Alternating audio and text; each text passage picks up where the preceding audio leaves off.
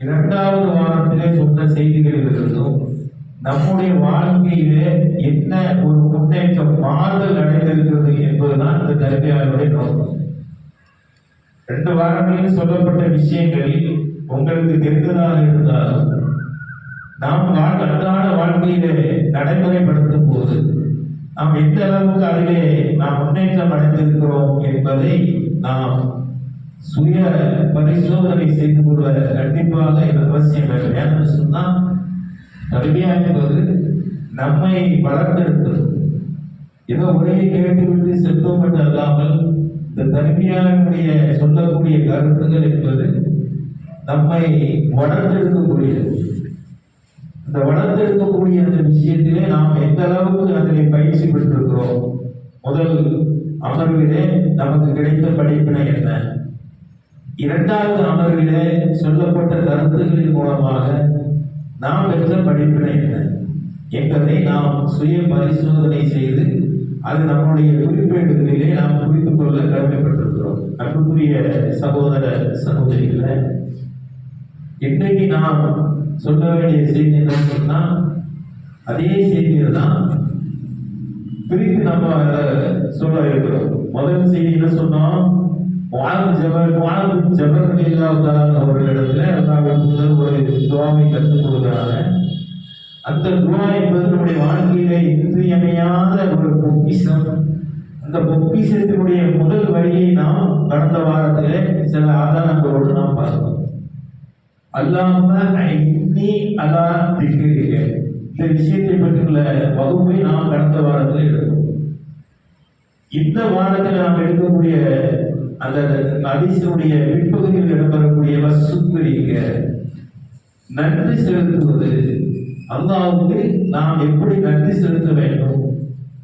கடந்த கால வரலாறுகளிலே நன்றி செலுத்த மறுத்துவிட்ட சமூகங்கள் எந்த அளவுக்கு வேதனைப்படுத்தப்பட்டிருக்கிறது என்பதை பற்றி திருக்குர்ஆன் நமக்கு சொல்லி காட்டுகிறது. 14வது அத்தியாயம் 5வது வசனத்தில் அல்லாஹ் சொல்லி காட்டுகிறான், மூசா அலைஹிஸ்ஸலாத்து வஸ்ஸலாம் அவர்களுடைய வரலாற்றை. சிறு பகுதி. எந்த பகுதின்னு சொன்னா அவர்களுக்கு நிறைய நியமத்துகள், அருட்கொடைகள் வழங்கப்பட்டிருந்தன. அந்த அருட்கொடைகள் அனைத்தையும் அவர்கள் பெற்றுக்கொண்டு மீண்டும் மீண்டும் மூசா அலைஹிஸ்ஸலாத்து வஸ்ஸலாம் அவர்களிடத்தில் அவர்கள் கேள்வி கேட்கக்கூடியவர்களாக இருந்தார்கள் என்பதை திருமறை குர்ஆன் சூரத்துல் பக்ராவிலே தொடங்கி இறுதி வரை பல்வேறு இடங்களிலே நமக்கு சொல்லி காட்டக்கூடிய செய்தியை நாம் பார்த்தோம். அதுல அல்லாஹ் குறிப்பாக ஒரு செய்தி சொல்றான், ஃபிரௌனிடமிருந்து உங்களை காப்பாற்றினான். இந்த ஒரு விஷயத்திற்காக வேண்டி இன்ன ஃபீ தாலிக லஆயாத்தி லிகுல்லி ஸபரி ஸபூர். அந்த நேரத்தில் கஷ்டங்களை சகித்து பொறுமையுடன் இருப்பவர்கள், நன்றி செலுத்துவர்களுக்கு நிச்சயமாக பல படிப்பினைகள் உள்ளது. அந்த நேரத்தில் அவனுடைய அந்த ஆட்சி காலகட்டத்தில் அவனுடைய கொடுமைகளை, ஆண் பிள்ளைகள் எல்லாம் கொலை செய்து பெண் பிள்ளைகளை உயிரோடு வைத்து அடிமைப்படுத்தி இருந்த அடிமைத்தனத்திலிருந்து அந்த மக்களை நபி மூசா அலைஹிஸ்ஸலாம் அவர்கள் காப்பாற்றியதற்காக அவர்கள் நன்றி சொல்ல மறந்துவிட்டார்கள் என்று அல்லாஹ் திருமறைக்குறான்ல சொல்லுகிறார். அதனால இப்ப என்ன ஆச்சுன்னு சொன்னா, நம்ம தினந்தோறும் ஓடக்கூடிய சூரத்துல் ஃபாத்திஹாவுடைய அத்தியாயத்தினுடைய அந்த வசனங்களை நீங்க பார்த்தீங்கன்னு சொன்னா அதுல இஹ்தின ஸிராத்தல் முஸ்தகீம், இறைவா எங்களுக்கு நேர்வழியை தந்தருவாயாக. நாம் தினந்தோறும் கேட்கக்கூடிய அந்த சூராவுடைய ஒரு கோரிக்கை, ஒரு துவா. அதன் பிறகு அல்லாஹ் எப்படிப்பட்ட நேர்வழி என்பதற்கு அங்கு விளக்கம் அளிக்கிறான். ஸிராத்தல்லதீன அன்அம்த அலைஹிம் கைரில் மக்தூபி அலைஹிம் வலல்லாலீன். யா அல்லாஹ், அந்த நேர்வழி எப்படிப்பட்ட வழின்னு சொன்னா ஒரு கோபத்திற்கு ஆளான வழி அல்ல. கோபத்திற்கு ஆளான யாரு? பனி இஸ்ராயேலுடைய சமுதாயம். உன்னுடைய சாபத்திற்கு ஆளான வழி அல்ல. பிறகு நெறிதவறியவர்கள் அல்லாஹ்வுக்கு மகன் என்று உண்டு என்று சொல்லி நெறிதவறி விட்டார்களே, தங்களுடைய வேதத்தை மறந்து, அவர்களை போல அல்ல. அப்ப அல்லாஹ்வுக்கு நன்றி மறந்த ஒரு சமுதாயத்தினுடைய இன்றைய நிலை என்ன? படைத்த ரப்புல் ஆலமீன் அவர்களை சாபத்துக்குரியவர்களாக அடையாளம் காட்டுகிறான். இது இவனால் முடியும் வரை இந்த நிகழ்வு தொடர்ந்து கொண்டே இருக்கும்.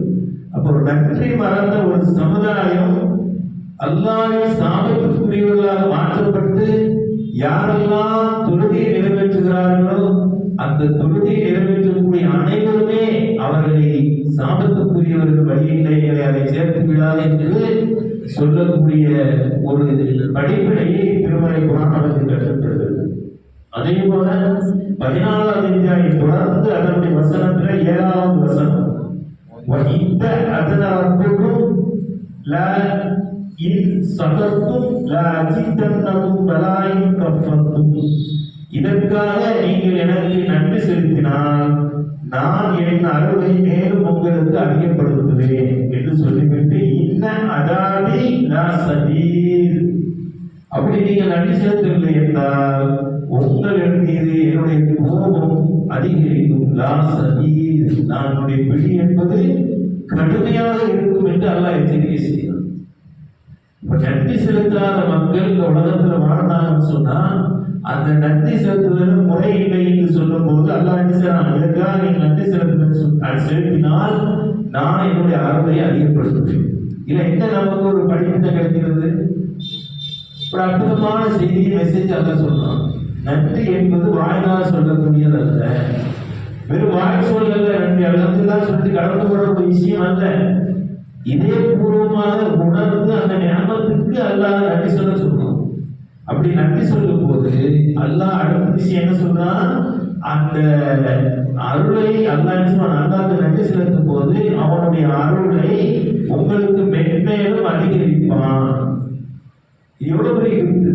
அல்லாஹ்வுக்கு நன்றி செலுத்தும் போது அந்த நன்றியோடு இல்லாம இதயபூர்வமான உணர்வுபூர்வமான இல்லாசான அந்த நன்றி இருந்துன்னு சொன்னா அல்லாஹ் என்ன செய்வான்? உங்கள் மீது அருளை வளர்ந்து அதிகப்படுத்தி கொண்டே செல்வான் என்று அந்த திருமறை குர்ஆனுடைய வசனம் நமக்கு சுட்டி காட்டுகிறது.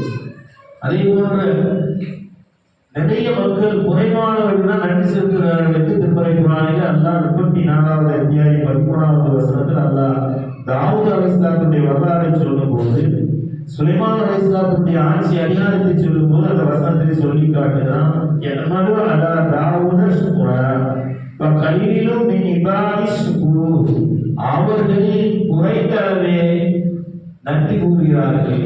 அல்லாஹ்வுக்கு நன்றி கூறக்கூடிய விஷயத்துல மிகப்பெரிய குறைந்த அளவு அவர் நன்றி செலுத்தக்கூடியவர்களாக இருக்கிறார்கள் என்று அல்லாஹ் நமக்கு கோடிட்டு காட்டுகிறார்.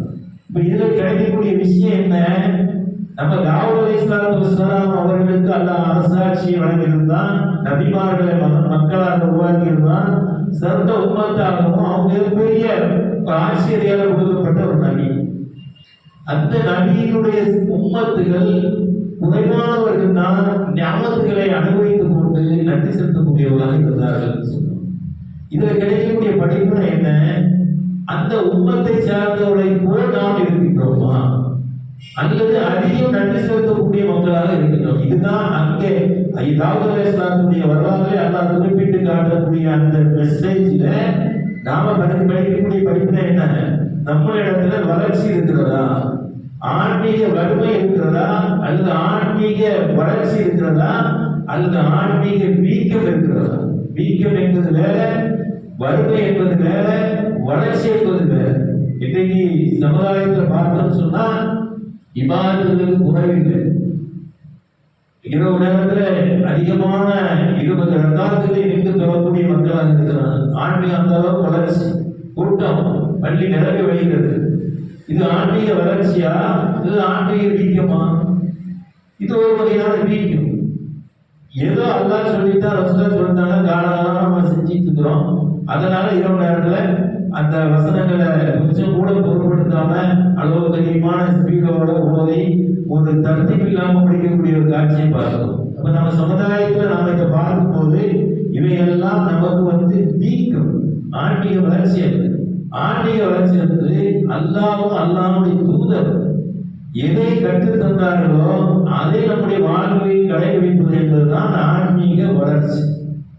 அந்த ஆன்மீக வளர்ச்சியை தாண்டி இன்றைக்கு நம்ம என்ன செய்யலாம் சொன்னா, இன்னைக்கு நிறைய மக்கள் நன்றி செலுத்துறோம் என்ற பெயரில் வாயிலவர்களை நன்றி செலுத்தக்கூடிய மக்களாக இருக்கக்கூடிய காட்சியை நம்ம பார்க்கிறோம்.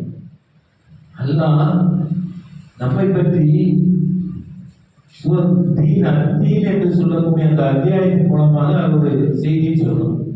நான் ஏற்கனவே கடந்த வாரத்துல மெசேஜ் இது சொல்லல, அல்லாஹ் ஒரு சத்தியமிட்டு ஒரு செய்தியை சொல்ல வர்றான்னு சொன்னா, அந்த சத்தியமிட்டு சொல்லக்கூடிய அந்த செய்தியில யதார்த்தமாக படிப்பினைகள் நிறைய இருக்கு.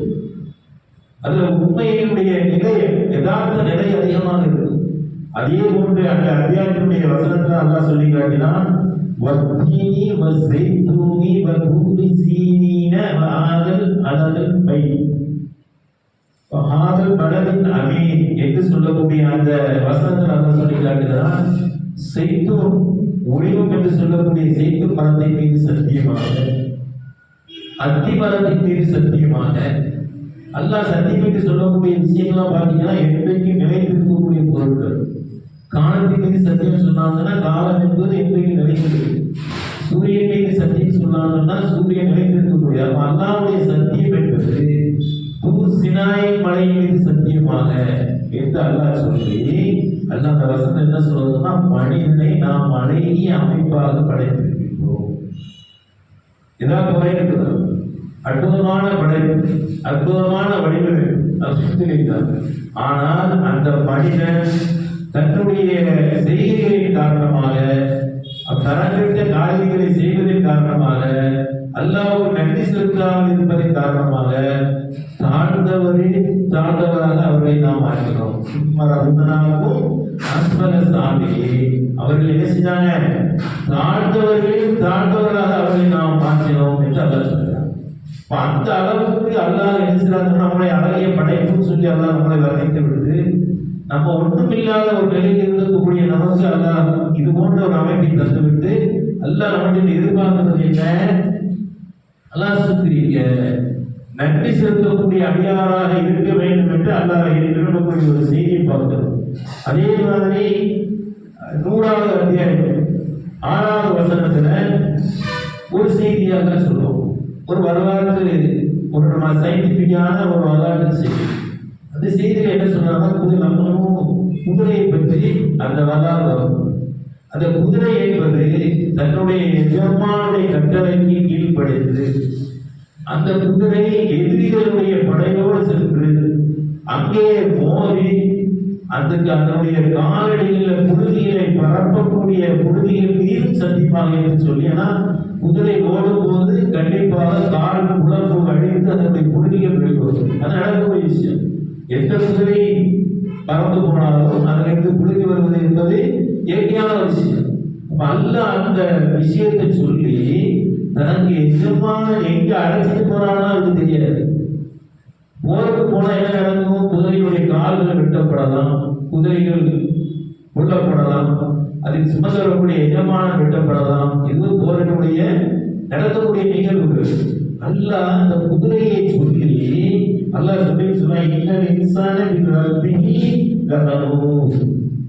அந்த குதிரை எப்படி எஜமானை செலவு சொல்கிறதோ அதே போன்ற எஜமான் அல்லாஹ் ரப்பல் ஆலமீன் நமக்கு கட்டளை பிறப்பித்திருக்கின்றான். அல்லாஹ் சுக்ரிய. ஆனா இந்த மனிதன் அவன் நன்றி கெட்டவனாக இருக்கிறான். மேலும் இந்த உலகத்தினுடைய பொருளாதாரங்களை சேர்ப்பதிலே குறியாக இருக்கிறான் என்று அந்த வசனத்தினுடைய செய்தி நமக்கு சொல்லித் தருகிறார். 1வது அத்தியாயம் 4வது வசனம். அதே போன்று அல்லாஹ் ரப்பல் ஆலமீன் ஷுக்ர் என்பது அல்லாஹ்வுக்கு நன்றி தெரிவிப்பது ஒரு முக்கியமான இபாதத்தினுடைய கடமை. நமக்கு அல்லாஹ் நன்றி செலுத்தணும்னா அல்லாஹ் என்ன செய்யறான்? நம்மீது அவன் நம்மை நினைவு கூறுகிறான். திருமறை குர்ஆனுடைய 2வது அத்தியாயம் 152வது வசனத்தில் அல்லாஹ் சொல்லி காட்டுகிறான், ஃபதுகுருனி அதுகுருக்கும் வயஸ்குருனி வலா தக்ஃபுரூன். நீங்கள் அல்லாஹ்வை என்னை நினைவு கூறுங்கள், நான் உங்களை நினைவு கூறுவேன். யார் சொல்றாங்க? நாம நினைக்கிறோம் வீடுகள்ல நம்முடைய மனைவி நம்மை நினைத்தாள் என்றால் அவர் சொல்லும்போது நான் இப்பதான் நினைச்சேன் நீங்க வர உங்க இப்பதான் அவங்க நினைச்சு நீங்க வந்துட்டீங்க அப்படின்னா அப்ப நம்ம உள்ள ஒரு சந்தோஷப்படுத்த மனைவி நம்ம நினைவோடு இருந்திருக்கிறார். அப்படி பெற்றோர்கள் நினைவை பற்றி நாம் சந்தோஷப்படுவோம். ஆனா இங்கே அல்லாஹ் சொல்லுகிறான், என்னை நினைவு கூர்ந்தால், அல்லாஹ்வை நாம் நினைவு கூர்ந்தால், சுக்கூர் செய்தால் அல்லாஹ் நம்மை நினைவு கூறுகிறான் என்று திருமறைக்குறான்னு சொல்லிட்டு எனக்கு நீங்கள் நன்றி செலுத்துங்கள், மாறு செய்யாதீர்கள் என்று சொல்லக்கூடிய வசனம் திருமறை குர்ஆனுடைய 2வது அத்தியாயத்தினுடைய 152வது வசனம். அப்ப இந்த மாதிரி நன்றி செலுத்துவதுன்னு சொன்னா அதுல நமக்கு நிறைய விஷயங்கள் நமக்கு இருக்க வேண்டும். அது அடுத்த வரியில அல்லாஹ் சொல்லி காட்டுதான். எப்படி நீங்கள் அல்லாஹ் இடத்துல உதவி தேடுவது, அல்லாஹ் இடத்துல எப்படி நீங்க நன்றி செலுத்துவது என்று அடுத்த வரியில அல்லாஹ் சொல்லி காட்டுகிறான். 153வது வசனம், 2வது அத்தியாயத்துடைய 153வது வசனத்தை சொல்லி காட்டுகிறான். யா அய்யுஹல்லதீன ஆமனூ ஸ்தஈம், ஈமான் கொண்ட மக்களே அல்லாஹ் இடத்துல நீங்கள் உதவி தேடுவதாக இருந்தால் சத்ரி வஸ்ஸலாம், உங்களிடத்துல பொறுமை என்பது வேணும். பொறுமை ரொம்ப முக்கியம். இந்த தலைமையாக ஒவ்வொரு மனிதனுக்கும் பொறுமை என்பது அவசியம். இன்னைக்கு பொறுமை பத்தி சொன்னா பொறுமைக்கு ஒரு எல்லாம் உண்டு அப்படின்னா பொறுமை கடலையும் பெருசுன்னு சொல்லுவோம். ஒரு கட்டத்தில் அவன் பொறுமையா இருந்தவனால எவ்வளவு நேரம் தான் நான் பொறுமையா இருக்கிறது ஏற்று பேசக்கூடிய மக்களை நாம் பார்க்கிறோம். அல்லாஹ் சொல்றான், சத்ரி வஸ்ஸலாம் இன்னல்லாஹ மஅஸ்-ஸாபிரீன். ஒரு அற்புதமான வசனம். இது சொல்லக்கூடிய கருத்து என்ன? ஈமான் கொண்ட மக்களே அல்லாஹ் இடத்துல உதவி தேடுங்க. இப்படி உதவி தேடும்போது உங்கள்கிட்ட என்ன பண்பு இருக்கணும்? பொறுமை என்ற பண்பு முக்கியமா வேணும். அதுக்கப்புறம் சலாத், தொழுகை என்ற பண்பு அதோடு இணைந்திருக்க வேண்டும். பொறுமையும் இருக்கணும், தொழுகையும் இருக்கணும். இப்படிப்பட்ட இந்த பண்புகள் உடையவர்களிடத்துல அல்லாஹ் நிச்சயமாக அல்லாஹ் நம்மோடு இருக்கிறான், அவரோடு இருக்கிறான். இதை விட என்னங்க ஒரு சேஃப்டி வேணும்? பொறுமையா இருந்து அல்லாட்ட உதவி தேடும் போது அதான் அதன் மூலமாக நமக்கு கிடைக்கக்கூடிய அந்த நன்மை என்பது இலகுவான நன்மை கிடையாது. இதான் நம்ம வீட்டு தேவைகளை கேட்போம், ஏதாவது கிடைக்கல அப்படிங்கிறதுனால நம்ம கஷ்டப்பட கூடாதுன்றதுக்காக அல்லாஹ் இந்த பொறுமையை அங்கே சேர்த்து சொல்லலாம். பொறுமையா இருந்து அல்லாட்ட கேளுங்க, உங்களுக்கு என்ன தேவை அதை கேளுங்க. ஆனா நம்ம மக்கள் எப்படி பார்ப்பாங்கன்னு சொன்னா, சன்ன ஒரு பெட்டிகளை வச்சிருக்கிறவங்க அதை கொஞ்சம் டெவலப்மெண்ட் பண்றதுக்கு அல்லாட்ட உதவி கேட்கணும்னு கேட்பாங்க. பெருசா எதையும் கேட்க மாட்டாங்க. அல்லாஹ் சொன்னா நீ என்ன வேணாலும் என்கிட்ட கேட்கணும், உனக்கு அந்த வயசு அதிகாரத்தை நான் கொடுத்துருக்கேன், உன்னுடைய பிடரி நரம்புக்கு அருகில் இருக்கிறேன், நீ கேட்கிற கேள்விக்கு நான் பதில் சொல்லுகிறேன். வெறுங்கையோட சுசுரா சொன்னாங்க, வெறுங்கையோட துவாவுடைய கரத்தை திருப்பி அனுப்பப்படுவதில்லை. நம்மளை என்ன பண்பு இருக்கணும்? அந்த துவா கேட்பதற்கு முன்னால நாம் சாப்பிட்ட உணவு ஹராமா ஹலாலா, நாம் உடுத்திருக்க ஆடை ஹராமா ஹலாலா, இந்த மாதிரி அந்த பண்பினுடைய அந்த நல்லொழுக்கத்தின் அடிப்படையில ஹராம் ஹலால் பார்த்து பேணி ஒரு மனிதன் அல்லாஹ்விடத்திலே துவா செய்கிறான் என்று சொன்னால், அதில் அவன் பொறுமையாக இருக்கிறான்னு சொன்னால் நிச்சயமாக அல்லாஹ் அவர்களோடு இருக்கிறான், பொறுமையாளர்களோடு இருக்கிறான் என்று அல்லாஹ் சொல்லக்கூடிய செய்தி பார்ப்போம். அன்புக்குரியதாக நல்லதார்களே, இது லேசான திருமுறையுடைய வசனம் அல்ல.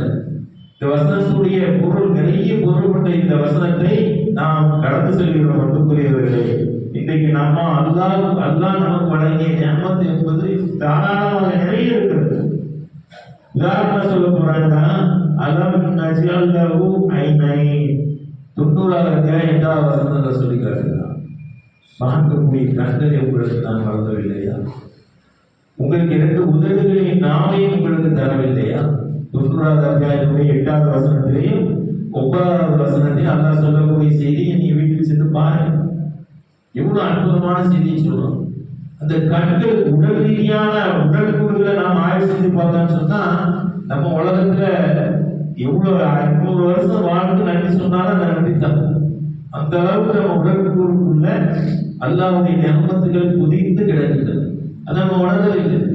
நம்ம ஞாபகத்துல என்ன நினைக்கிறோம்? துவா செய்யுங்க, பொருளாதாரத்துக்கு துவா செய்யுங்க, கடவுளுக்கு துவா செய்யுங்க. இதுதான் ஞாபகத்தில் இருக்கிற பொருளாதாரம். இதுதான் நம்ம என்ன செய்யறோம்? பரக்கத்துக்கு நினைக்கிறோம். பரக்கத்துக்கு விரிவான பொருள் உள்ள விஷயம். அல்லாஹ் நமக்கு அதை தருவதற்கு வாக்களிக்கிறான். நம்ம அதை பெற்றுவிட்டு அந்த ஞாபகத்துகளை பெற்றுவிட்டு அல்லாஹ்வுக்கு நன்றி கூறுவதிலே நாம் பின்தங்கியவர்களாக இருக்கிறோம். இதுதான் ஆன்மீக வறுமை என்பது.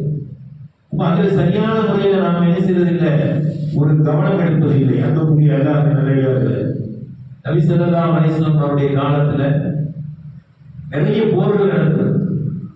அந்த போர்கள்ல ஒரு போர் என்பது தபூக் யுத்தம். அது யுத்தம் நடைபெறவில்லை. ரோமர்கள் நிராகரிப்பாளர்கள் அல்லாஹ்வின் தூதருக்கு எதிர்த்து அவர் களம் காணுவதற்காக அந்த தபூக் யுத்தத்தை அங்கே நடைமுறைப்படுத்துவதற்காக வந்து அவர் களத்தில் இருக்கிறார். நபி ஸல்லல்லாஹு அலைஹி வஸல்லம் நிலைமை என்ன? பல்வேறு போர்களுக்கு போயிட்டு கஷ்டப்பட்டு துன்பப்பட்டு ரொம்ப சிரமங்கள் பட்டு பல்வேறு சகாபிகளை இழந்து விட்டு அன்றைக்கு தான் அமைதியா வந்து இருக்கிறாங்க. அந்த அரபு நாட்டில் உள்ள பகுதிகளில் வந்து தோட்டங்களில் வந்து பேரீச்சை மரங்கள் அறுவடை செய்யறதுக்கான கால பருவம் அது. நல்ல வெயில் நேரம். இப்போ இந்த நேரத்தில் ரோமர்கள் இஸ்லாமியர்களை தாக்குவதற்காக வந்திருக்கிறார்கள் என்ற மெசேஜ் அல்லாஹ்வுடைய தூதர் அவர்களுக்கு கிடைக்குது. உடனே மக்களை அழைக்கிறாங்க. அழைச்சி தபூக் போருக்கு நம்ம ஏற்பாடு செய்யணும். ரோமர்கள் வந்துட்டாங்க, அந்த போரை எதிர்த்து நம்ம அவர்களை எதிர்த்து நம்ம போர் செய்ய போகணும். எல்லாம் ரெடியாகுங்க. குறிப்பா பொருளாதாரங்கள், நீங்க இன்றைக்கு வந்து பைசா இல்லை, பொருளாதாரம் இல்லை, எல்லா போர்களையும் முடிச்சுட்டு நம்ம என்ன செஞ்சிருக்கிறோம்? ஒற்றுமையில்லாத நிலையில கை செய்தப்பட்டவர்களாக யாரும் இருக்கிறோம். போருக்கு செல்வதாக இருந்தால் பொருளாதாரம் என்பது கொஞ்சம் அவசியம். எனவே பொருளாதாரத்தை கொண்டு தாருங்கள் என்று அல்லாஹ்வின் தூதர் அவர்கள் கேட்கும்போது அபூபக்கர் சித்தீக் ரலியல்லாஹு தஆலா அவர்கள் வீட்டுக்கு சென்று அங்கே இருக்கக்கூடிய அனைத்து பொருட்கள், செல்வங்கள் எதெல்லாம் இருந்துச்சு அவ்வளவு எடுத்துக்கொண்டு ரசூலுல்லாஹி அலைஹி வஸல்லம் முன்பே கொண்டு பரப்பியிருக்கிறார். ரசூலுல்லாஹ் கேட்கிறாங்க அபூபக்கர், ஏன்னா ஒவ்வொருவருடைய நிலைமையை குறித்து ரசூலுல்லாஹ் நல்லா தெரியும். உமர் இல்லாத யாரு, அப்துல்லா இப்னு ஆஃப் இல்லாத யாரு, மஸ்ஊத் இல்லாத யாரு, இதெல்லாம் அவர்களுக்கு தெரியும். அந்த சூழ்நிலையில அவங்க சித்தி வெளியில்லாத கேட்கிறாங்க, நீங்க வந்து எதை கொண்டு வந்தீர்கள் கேட்கும்போது அல்லாஹ்வுடைய தூதரவர்களே, நான் அல்லாஹ்வையும் அல்லாஹ்வுடைய தூதரையும் என்னுடைய வீட்டில் வைத்துவிட்டு நான் அனைத்து பொருட்களையும் அல்லாஹ்வுக்காக வேண்டி நான் கொடுத்து விட்டேன் என்று சொல்லக்கூடிய செய்தி வரலாற்று. எவ்வளவு பெரிய ஒரு இந்த மனசு அல்லாஹ்வுக்காக தன்னுடைய வாழ்க்கையை முன்னெடுத்த சஹாபாக்களுடைய வாழ்க்கையிலே நம்ம பள்ளிக்காக கட்சிக்குத்தாங்க சொல்லி டெய்லி ஆட்சி போய்கிட்டு தான் இருக்கிறது. யாரும் கொண்டு குளிக்கிற மாதிரி ஒரு சூழல் இல்லை. அல்லாஹ் நிறைவே வழங்கியிருக்கிறான். சஹாபாக்களுடைய காலத்துல திட்டை சஹாபாக்கள் என்று சொல்லக்கூடிய திட்டை தோழர்கள் திட்டையில வந்து தங்கி இருப்பாங்க. ரசூலுல்லாஹி அலைஹி வஸல்லம் வந்து ஹதீது, அந்த அல்லாஹ் புறமிருந்து வரக்கூடிய அந்த தூதி செய்தியை கேட்டு அதை கொண்டு வெளியில போய் சொல்லணும். அது ஒரு பெரிய தருவியா. நாம ரசூலுல்லாஹி அலைஹி வஸல்லம் அல்லாஹ் வழங்கிய திருமறை குர்ஆனுடைய வசனங்களை நாம கேட்டு நாம அந்த வசனங்களை மற்றவர்களுக்கு சேர்க்கணும், அதை எழுதி வைக்கணும் ஆர்வத்தோட ரசூலுல்லாஹி அலைஹி வஸல்லம் வீட்டிற்கு முன்பாக அமைக்கப்பட்டிருக்கக்கூடிய அந்த திண்ணையில அமர்ந்திருப்பாங்களாம். சாப்பாடு கிடையாது, வேற எதுவும் கிடையாது. அவங்களுடைய ஒற்றை நோக்கம் அல்லாஹ்வின் புறமிருந்து வரக்கூடிய தூது செய்தியை நாம் நம்ம வாழ்க்கையிலே நடைமுறைப்படுத்த வேண்டும் என்று ஒற்றை ஒரு வசனம் இறங்கிட்டு சொன்னா அதுக்கு உயிரோட்டம் உடனே கொடுத்துருவாங்க. நீங்க 6666 வசனங்களை படத்துல இருக்கு. உயிரோட்டம் கொடுக்கக்கூடிய வசனங்கள் ஒரு சில வசனங்கள் தான். தொழுகை, நோன்பு, தர்காத்து, அதுலேயும் எத்தனையோ குளறுபடிகளோட தான் அதை நடைமுறைப்படுத்தக்கூடிய ஒரு காட்சியை நாம் பார்க்கிறோம். அப்போ அந்த அபூபக்கர் சித்தீக் ரலியல்லாஹு வாழ்க்கையை வரலாறு இன்னும் நம் கையிலே கவர்ந்து கொண்டிருக்கிறது.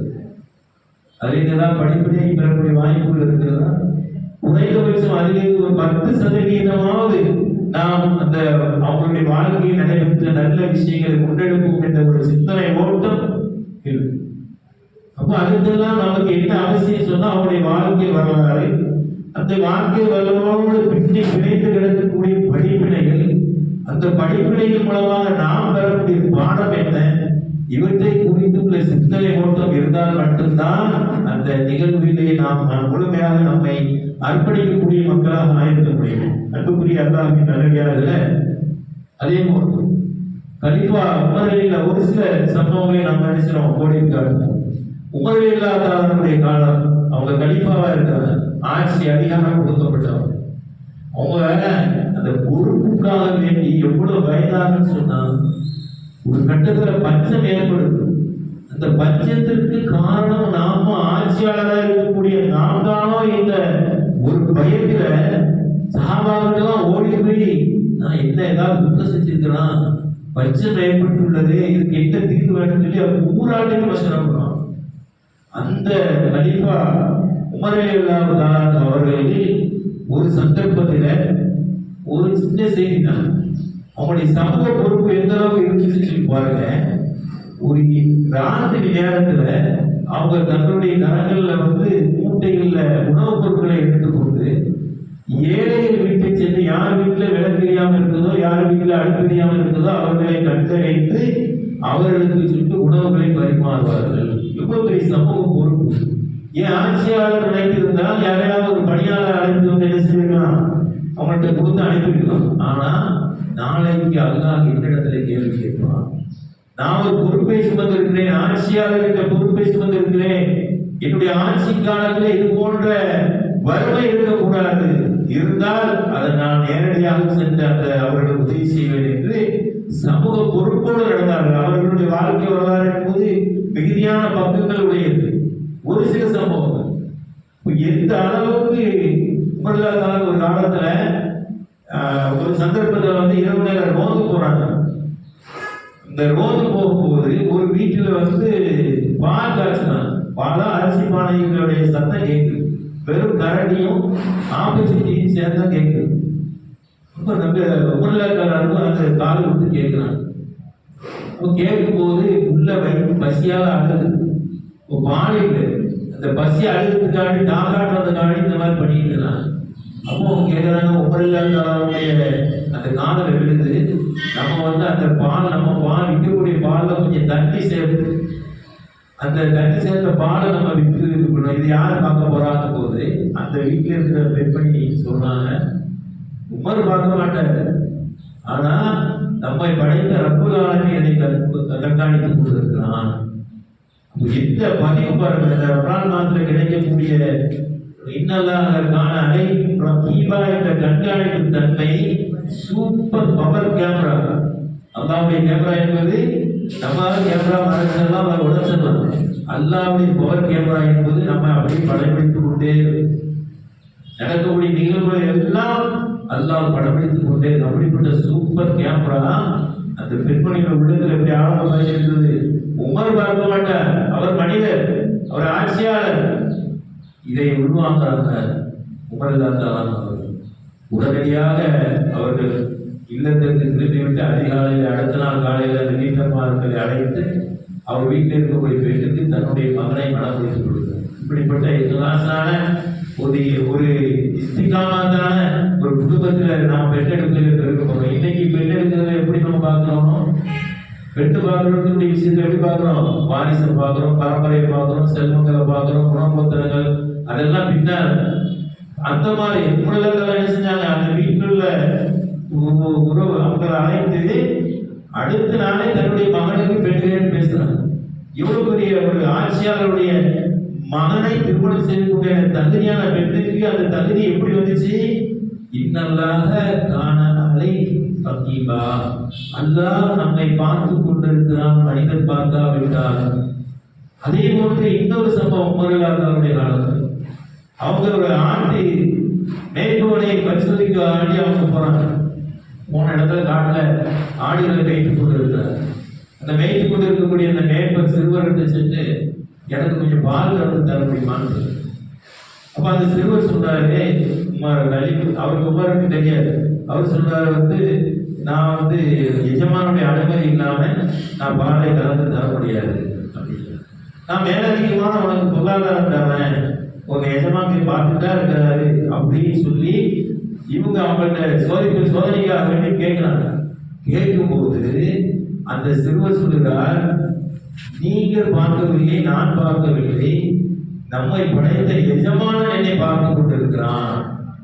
எவ்வளவு பெரிய நிகழ்வு பாருங்க. உடனே உமர் இல்லாதவங்க அப்படியே வழி நெடுகிறது வரைக்கும் அல்லாஹ் பார்த்து கொண்டிருக்கிறான், அல்லாஹ் பார்த்து கொண்டிருக்கிறான் என்ற மெசேஜ அப்படி புலம்பிக்கிட்டே வராங்க.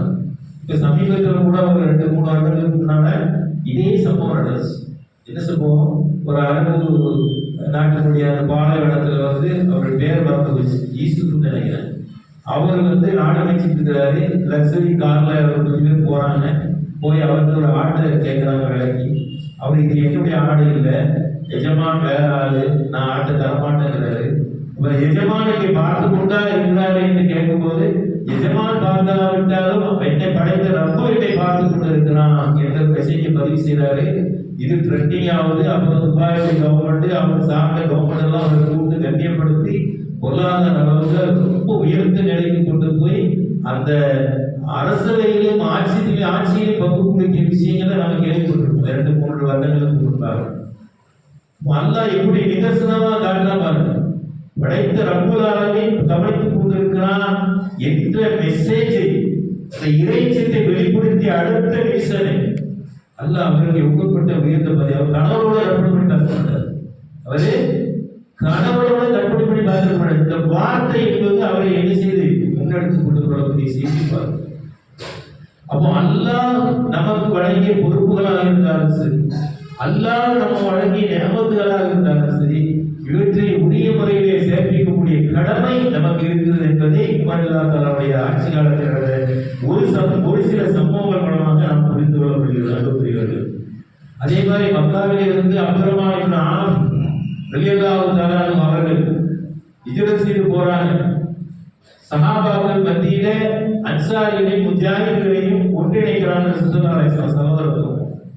அப்ப அப்துர்ரஹ்மான் இப்னு ஆஃப் ரலியல்லாஹு தஆலா அவர்களுக்கு ஒரு சகோதரத்தை ஒரு இணக்கமா ஏற்படுத்தி கொடுக்குறாங்க. அப்துர்ரஹ்மான் இப்னு ஆஃப் அவங்க கேட்கிறாங்க, அவங்களுக்கு என்ன வேணும்னு அவங்க கேட்கிறாங்க. கேட்கும் சொல்றாங்க, எனக்கு ஒன்றும் வேண்டாம், சந்தையை காட்டுங்க, நான் பாலாடை விற்றாவது நான் என்ன செஞ்சேன், என்னுடைய தேவையை நான் பூர்த்தி கொள்வேன்.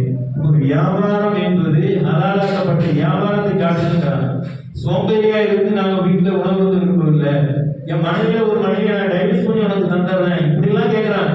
சகோதரத்துவத்தை மேம்படுத்துறது எதையும் கேட்காம சோம்பேறித்தனம் இல்லாம எனக்கு சந்தையை காட்டுங்க, நான் அல்லாஹ்வுடைய கருணையில் தான் நான் வியாபாரம் செய்யறேன்னு வியாபாரம் செஞ்சாங்க.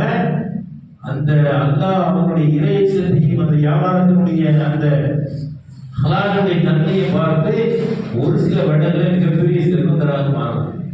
இந்த செல்வத்தை பார்த்து விட்டு அப்துர்ரஹ்மான் இப்னு ஆஃப் ரலியல்லாஹு தஆலா அவங்க என்ன செஞ்சாங்கன்னு சொன்னா அழுதாங்க. ஹதீஸ்ல பாக்குறீங்கன்னா அவங்க நிறைய சந்தர்ப்பத்தில் அழுகிறாங்க. அழுகும்போது என்ன சொல்றாங்கன்னு சொன்னா, எல்லா அருள்கொடைகளையும் அல்லாஹ் இந்த உலகத்திலே நமக்கு தந்து விட்டானோ என்று நான் பயன்படுகிறேன். ஒரு கட்டத்தில் பணத்தை சேமித்து வைக்கிறது ஒரு கூட்டம் இருக்கு. பணத்தை சம்பாத்தியம் பண்ணி எண்ணி சேர்த்து வைக்கக்கூடிய ஒரு கூட்டங்கள் நம்மளோட வாழ்ந்து இருக்கக்கூடிய சமுதாயத்தில் வாழ்ந்து இருக்கிறோம். சஹாபாக்க பெருமக்கள் தங்களுக்கு அந்த சம்பாதித்த பணம் கூட அல்லாஹ்வின் அருளினா இது இம்மையிலே எல்லாம் கொடுக்கப்பட்டு விட்டதோ என்று நான் எண்ணி அழுகிறேன் என்று சொல்லி அழக்கூடிய அந்த வரலாற்று சரித்திரத்தை நாம் பெற்றிருக்கிறோம். ஆனால் நம்மிடத்துல அந்த எண்ணங்கள் வருகிறதா என்று சொன்னால் அதற்குண்டான அந்த படிப்பினை நமக்கு கிடைக்கப்படாது. அழுதாங்க கேள்விப்பட்டிருக்கோம், ஹதீஸை கேள்விப்பட்டிருக்கோம். இந்த ஹதீஸ் மூலமாக நாம் பெறக்கூடிய படிப்பினை என்ன என்பதை உணர்வதில் தர்பியா கிளாஸ் என்பது அவசியமான ஒன்றாக இருக்கு. தர்பியா இல்லாம கற்ற கல்விக்கு எந்த மேம்பட்ட இது கிடையாது. வார்டு நீ பார்க்கறீங்கன்னா மேக்சிமம் மக்கள் எல்லாம் ஒழுக்கமான மக்களாக தான் இருப்பாங்க. ஆனால் முறைப்படி அதை செய்வதாக இருந்தால் அதுக்கு உண்டான தர்பியாவை அல்லாஹ்வின் தூதர் அவர்கள் எப்படி நம்மளை நெறிப்படுத்த நினைத்தார்களோ அப்படிப்பட்ட வழிமுறையில் நாம் என்ன செய்யணும். அதே மாதிரி அல்லாஹ் நன்றி செலுத்தக்கூடிய விஷயத்துல ஷுக்கூர்ல இதே போன்ற அவர்கள் எல்லாம் செஞ்சாங்கன்னு சொன்னா நபி ஸல்லல்லாஹு அலைஹி வஸல்லம் வாழ்க்கையில ஒரு சின்ன சம்பவம். நபி ஸல்லல்லாஹு அலைஹி வஸல்லம் அவங்க ஆயிஷா ரலியல்லாஹு தஆலா அறிவிக்கக்கூடிய ஒரு செய்தி. இது புகாரி முஸ்லிம் போன்ற பல்வேறு கிரந்தங்களில் இடம்பெற்ற முக்கியமான ஒரு செய்தி. செய்தியில நபி ஸல்லல்லாஹு அலைஹி வஸல்லம் இரவு நேரத்துல கால் வீக்கும் அளவுக்கு என்ன செய்வாங்க, தூங்குவாங்க. அப்போ ஆயிஷா ரலியல்லாஹு தஆலா அதை பார்த்துட்டு ரொம்ப சங்கடப்பட்டு கேட்பாங்க, அல்லாஹ் அவர்களே, உங்களுடைய முன்பின் பாவங்கள்லாம் மன்னிக்கப்பட்டாச்சு, அல்லாஹ் உங்களை தூதராக தேர்வு செஞ்சிருக்கிறார், சோனம் உறுதியாகிவிட்டது. இந்த சூழ்நிலையிலும் நீங்கள் கால் வீங்கும் அளவுக்கு வணங்க வேண்டுமா என்று கேட்கிறது. உடனே ரசூலுல்லாஹி ஸல்லல்லாஹு அலைஹி வஸல்லம் ஒரே வாரம், நான் அல்லாஹ்வுக்கு நன்றி உள்ள அடியானாக ஆக வேண்டாமா? அல்லாஹ்வுக்கு நன்றி உள்ள அடியானாக ஆக வேண்டும் என்று ரசூலுல்லாஹி ஸல்லல்லாஹு அலைஹி வஸல்லம் நினைக்கும் போது எந்த விதமான சான்று இல்லை. குறைந்தபட்ச மனைவிக்கு கூட நம்ம சான்று வைக்க முடியாது. அவ்வளவு மோசமான நிலையில கணவனை உறவுகள் இருக்க அல்லாஹ்வின் புறமிருந்து சான்று வழங்கக்கூடிய அப்படிப்பட்ட மகத்தான ஒரு சான்று யாருக்கு கிடையாது? நமக்கு எந்த சான்றும் இல்லை. எல்லா உண்மை பாவங்கள் மன்னிக்கப்பட்டிருக்கிறோமா? நான் சொன்ன மாதிரி குறைந்தபட்ச வீட்டுகளில் கூட சான்று வாங்க, பிள்ளைகளே கூட அந்த அவங்க சான்று வாங்க முடியாது. எந்த சான்று வாங்க முடியாம நம்முடைய பழக்க வழக்கம் தொடர்ந்து கொண்டு இருக்கிறது. நாம என்ன செய்யறோம்? அசால்ட்டு அலட்சியமாக இருக்கிறோம். நரகம் என்பது சமீபத்தில் இருக்குது, சூனம் என்பதும் சமீபத்தில் இருக்குது. மொத்தாயிட்டம் சொன்னாங்க, அதோட நம்முடைய அமல்கள் எல்லாம் முடிஞ்சு போச்சு. அதுக்கப்புறம் உலகத்துக்கு நமக்கு எந்த தொடர்பு கிடையாது. அப்போ இந்த நிலையில இருக்கும் போது சொல்றாங்க, நீங்க நரகத்தை பார்த்து நீங்க அதிகமாக அனுபவங்கள் குறைவாக செய்கிறார். நரக நெருப்பு என்பது கடுமையான வேதனைக்குரியது, அது ஒரு தனி சப்ஜெக்ட். ஆனா இந்த அல்லாஹ்வின் தூதர் அவர்கள் சிறப்பான அளவுக்கு என்ன செஞ்சாங்க? அந்த வணக்க வழிபாடுகளை செய்து அல்லாஹ்வுக்கு நன்றி செலுத்தக்கூடிய மக்களாக இருந்தார்.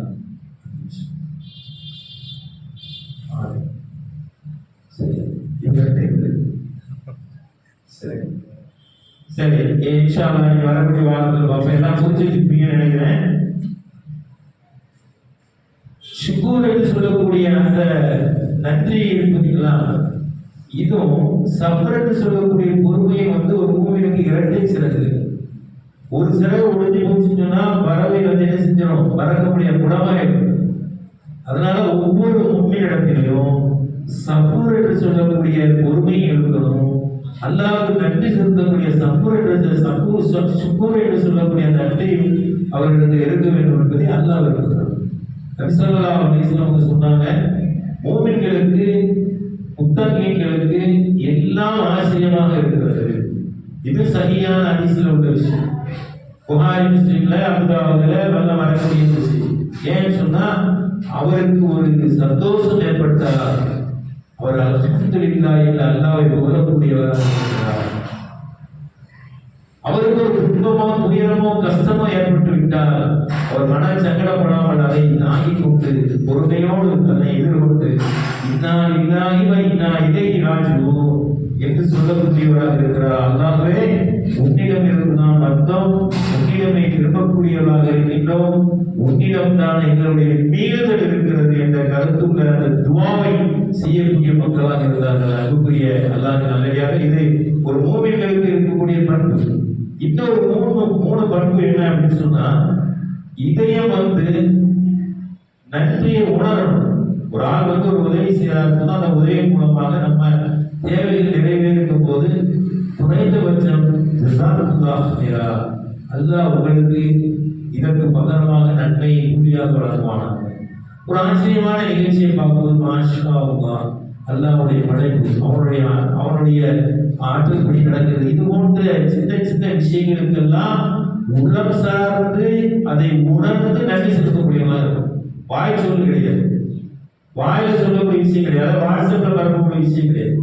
ஒரு விஷயத்துக்கு அல்லாஹ்விடமிருந்து ஒரு நியமத்தை நாம் பெற்றுவிட்டோம், நடந்து போயிட்டு இருக்கிறோம், ஒரு விபத்து ஏற்படக்கூடிய சூழலில் பாதுகாக்கப்படுறோம். டக்குன்னு நமக்கு நினைப்பது, யாரெல்லாம் இந்த விபத்திலிருந்து பாதுகாக்க இல்லாமல். அப்போ இந்த சூழலில் எல்லா நேரங்களிலும் அல்லாஹ்வுடைய நினைவுகள் என்பது நாம ஈரப்படுத்திக் கொண்டே அப்படிப்பட்ட நிலை இருக்கும். கடைசியில மூணாவது விஷயம் என்ன? மூன்றாவது விஷயம், அந்த மனிதன் செயலளவுல காட்டணும்.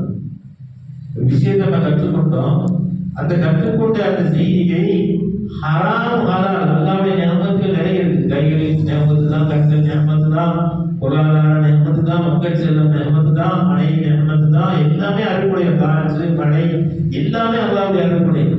இந்த இந்த அருள் கொடைகளை பெற்றுக்கொண்ட நாம் அவற்றை ஹலாலான முறையில் பயன்படுத்தணும். ஹராங்களை கொண்டு பயன்படுத்தக்கூடாது. எந்த செயல்முறையும் கொடுக்கக்கூடிய மக்களாக இருக்கணும். அல்லாஹ் மக்களாக நம் அனைவர்களையும் இந்த தர்பியா வகுப்பின் மூலமாக நமக்கு நாமே சுயசோதனை செய்து கொண்டு நம்மளை வளர்ச்சியின் பாதைக்கு அல்லாஹ்வின் பாதைக்கு செல்லக்கூடிய நல்ல மக்களாக நம்ம யாவரையும் ஆகியோருமானாக ربنا آتنا في الدنيا حسنة وفي الآخرة حسنة وقنا عذاب النار ربنا وتقبل منا إنك أنت السميع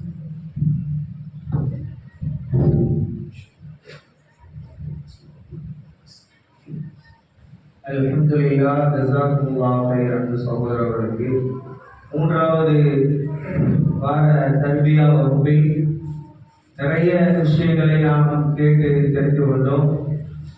அல்லாஹ்வுடைய அடியார்கள் அவர்கள் விதமானவர்கள், அதிகமான அடியார்கள் நன்றி மறந்தவர்களாக இருக்கிறார்கள். அல்லாஹ் ரப்பல் ஆலமீன் குறிப்பிடுகிறான், கஃபூர். அதற்கு மாற்றமாக அல்லாஹ்வை நாம் நன்றி பாராட்டினால் இன்னும் இன்னும் அல்லாஹ் அதிகமாக்கி தருகிறான் என்று மூசா அலைஹிஸ்ஸலாம் அவர்கள் சம்பவத்தின் ஊடாக நமக்கு விளக்கி காண்பித்தார்கள். அதற்கு அடுத்து இன்றைக்கு நன்றி செலுத்துகிறோம் என்ற அடிப்படையில் ஆன்மீகத்தினுடைய விஷயத்தை சகோதரர் தெளிவாக ஒரு 3 விஷயத்தில் குறிப்பிட்டார்கள். ஒன்று ஆன்மீகத்தினுடைய வீக்கம், அடுத்து அதனுடைய வறுமை, அடுத்து ஆன்மீகத்தினுடைய வளர்ச்சி. இது இருக்குதா அப்படின்னு கேட்டாங்க. ரொம்பவும் சிந்திக்க வேண்டிய ஒரு விஷயம் இல்லையா? ரசூல் அல்லாஹ் ரசூல் சொல்லி தராத, காண்பித்து தராத விஷயங்களை அளவுக்கு அதிகமாக செய்வது வீக்கம். ஆனா வறுமையை நோக்கி அது இல்லாத ஒரு நிலைமையில் இருக்கக்கூடிய ஒரு நிலைமை. இதுவெல்லாம் ஆன்மீகம் அல்ல. ஆன்மீகத்தினுடைய வளர்ச்சி தான் உண்மையான யதார்த்த நிலை என்று சகோதரர்கள் தெளிவாக நமக்கு விளக்கி காண்பித்தார்கள். அடுத்து மிக முக்கியமாக உமருடைய சம்பவத்தை, அதுவும் 2-3 வருடங்களுக்கு முன்னாக, கரெக்டாக 2022 நினைக்கிறேன், நைஜீரியர். அவர் நைஜீரிய நாட்டை சார்ந்தவர். அரபு நாட்டில் ஒட்டம் வைக்கக்கூடிய இந்த நிலைமையில இருக்கும் பொழுது ஒரு பெரிய ஒரு லக்ஸரி காரில் இறங்குறாங்க. அப்படி பால் கலந்து தாங்க கேட்ட உடனே எனக்கு நிஜமானன் அனுமதிக்கல, நான் எப்படி தரணும்னு கேட்ட உடனே அப்படியே ரியல் லைஃப்ல மறுபடியுடைய வரலாற்றில் என்ன நிகழ்ந்ததோ அப்படியே நடந்த அந்த விஷயத்தை என்ன செய்ய சகோதரர் குறிப்பிட்டார். அப்படின்னா பாருங்க, தக்குவாவுடைய நிலைமைகள் எப்படி உயர்கிறது. நம்மிடத்தில் மென்மேலும் தக்குவா மேலோங்க வேண்டும். மிக குறிப்பாக அல்லாஹ்வுடைய பாதையில் நம்முடைய காசு பணங்களை செலவிட வேண்டும் அப்படின்னு சொல்லி இன்னைக்கு கட்சிக்கு நாம சொல்லக்கூடிய விஷயத்தையும் சகோதரர் குறிப்பிட்டாங்க. கட்சி காசு கொடுங்க கெஞ்ச வேண்டியதா இருக்கு. ஆனா நீங்களா மனம் போட்டு கொடுக்கணும். அப்படின்னா அல்லாஹ்வுடைய பாதையில நம்ம கொடுக்கக்கூடிய மனம் எதனால வரும்? இந்த கல்வியாவுடைய இந்த கல்வியை கேட்டு நம்முடைய மனம் பக்குவப்படுகிற பொழுதுதான் என்ன செய்யணும்? நம்ம அல்லாஹ்வுடைய பாதையில கொடுக்கணும் அப்படிங்கிற ஒரு எண்ணம், ஒரு சிந்தனை வரும். எனவே அன்பிற்கினியவர்களே, தர்பியாவுடைய வகுப்பில் நாம் எதையெல்லாமோ கேட்டோமோ அதையெல்லாம் கேட்ட நாம் முதலில் அமல் செய்து, அதற்கடுத்து இங்கு வந்த மக்கள் வராத மக்களுக்கு எத்தி வைத்து இந்த வகுப்பை நீங்கள் ஊக்குவீங்கள். எல்லாம் அல்லாஹ் ரப்பல் ஆலமீன் இந்த புனிதமான ரமலான் மாதத்தில் நாம் முன்னெடுத்திருக்கிற எல்லா இபாதத்துகளையும் அல்லாஹ் கபூல் செய்வானாக. நம்முடைய இபாதத்துகளை, நம்முடைய ஆன்மீகத்தை வளர்ச்சியை நோக்கி அல்லாஹ் ரப்பல் ஆலமீன் செலுத்துவானாக. நம்முடைய தக்வா மஹல்லா, நம்முடைய மஹல்லா மக்களை ஈமானுக்கும் இபாதத்திற்கும் முன் உதாரணமாக ஆக்கி தந்து, இதுபோல இன்னும் பிற நல்ல அமல்களை செய்யக்கூடிய தக்வா மஸ்ஜிதினுடைய மேலாண்மைக்கு பலவிதமான உறுதுணை அல்லாஹ் ரப்பல் ஆலமீன் வழங்கி மக்களுடைய பேராதரவை தந்து அல்லாஹ்வுடைய பாதையில் ஃபீ சபீலில் நாம் பயணிப்பதற்கிற எல்லா நசீபையும் அல்லாஹ் நம் யாவருக்கும் நல்குவானாக. அல்ஹம்துலில்லாஹி ரப்பில் ஆலமீன். சுப்ஹானல்லாஹி வ பிஹம்திஹி அஷ்ஹது அல்லா இலாஹா இல்லா அன்த அஸ்தக்ஃபிருக வ அத்தூபு இலைக்.